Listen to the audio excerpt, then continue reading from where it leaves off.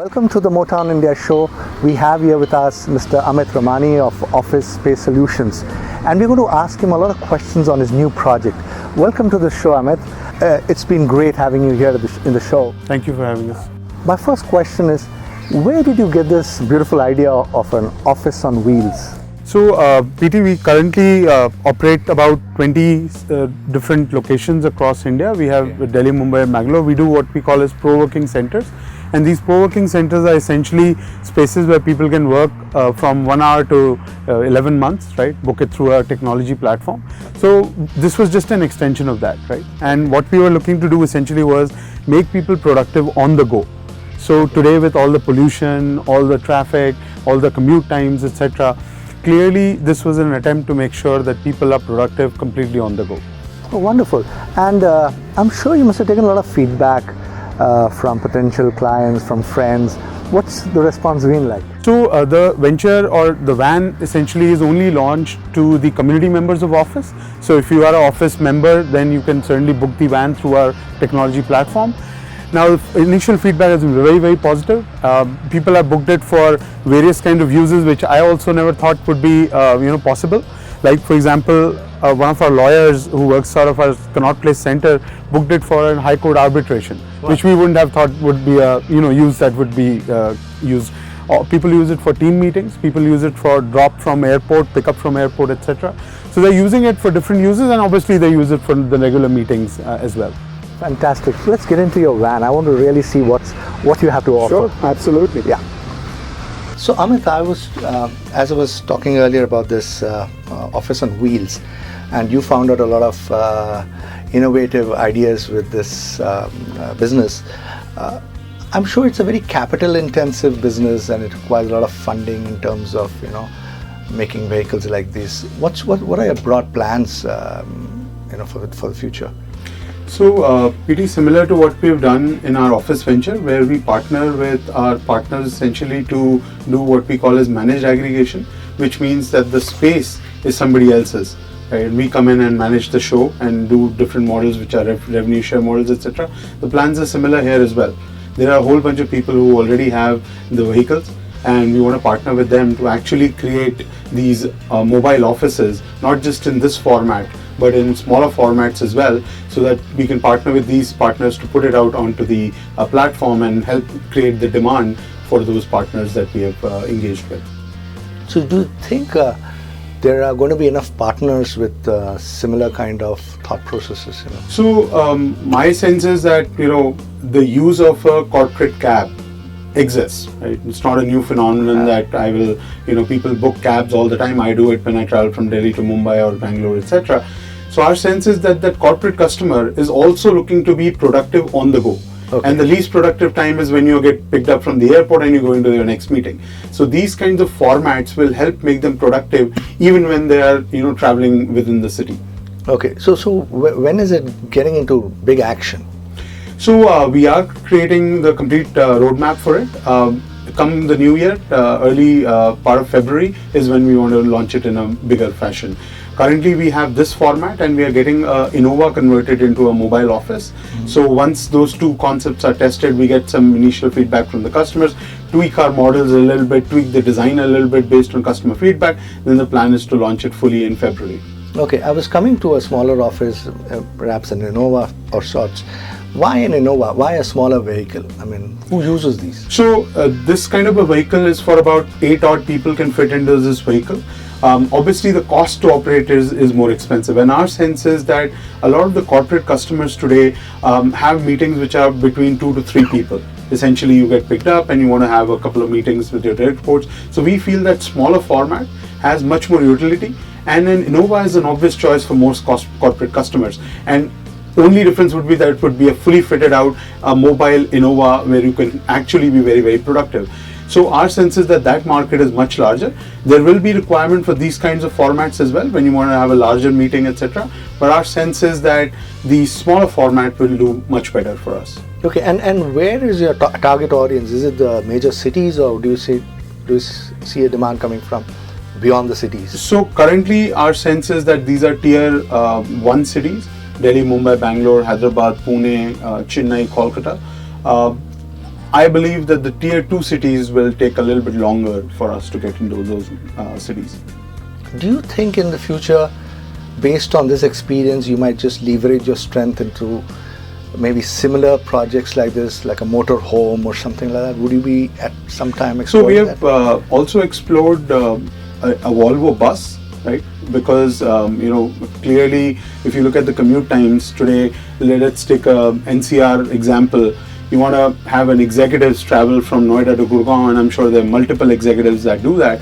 What if you made them productive for that 4 hours of travel time? And but that would happen more in a partnership with a corporate, where it would be a very focused kind of customer. But we see that also, if you look at the driverless cars phenomenon, India will take some time, but clearly that will also come to India. And we feel that everybody talks about the technology that goes into the driverless car, but our sense is, what about the customer that's sitting at the back?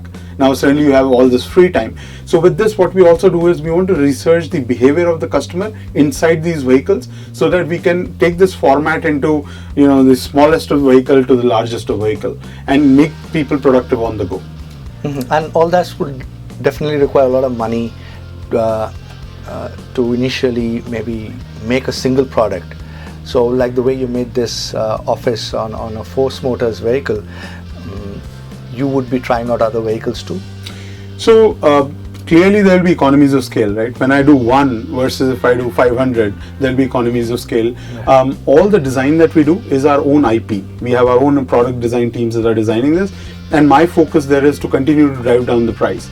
So the cost of, let's say, Innova would probably be only 20% more, including the fit out. Okay. And certainly you get a much more bigger value out of it, because the corporate customer will be willing to pay higher premium for it. So our sense is that it's a completely scalable model, and as we scale, the cost will reduce. Initial ones, yes, there will be a upfront cost because you're running pilots and such. Okay, Amit, you're already into a business related to offices. Can you very briefly tell us what exactly is that?